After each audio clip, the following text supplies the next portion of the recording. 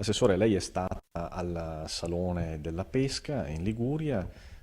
i nostri veneti hanno fatto una buona figura. Sì, assolutamente, una figura, devo dire, di grande immagine ma anche di grandissima qualità. Al Salone di Slow Fish noi abbiamo partecipato sin dalla prima edizione, quindi condividendo anche con la filosofia appunto della Fondazione Slow Food, di cui peraltro siamo soci d'onore, sin dall'inizio, proprio dalla primissima edizione, il progetto, la filosofia, che è cresciuta nel tempo in maniera importante, condivisa soprattutto con tutte le marinerie della nostra regione e anche con le realtà di pesca, per esempio del lago di Garda, che sono presenti tutte con delle bancarelle e poi nella nostra osteria del mare. Tantissimi sono stati appunto gli ospiti della fiera, i visitatori che sono i consumatori dei nostri prodotti che si sono prenotati ai vari cicchetti, alle varie degustazioni.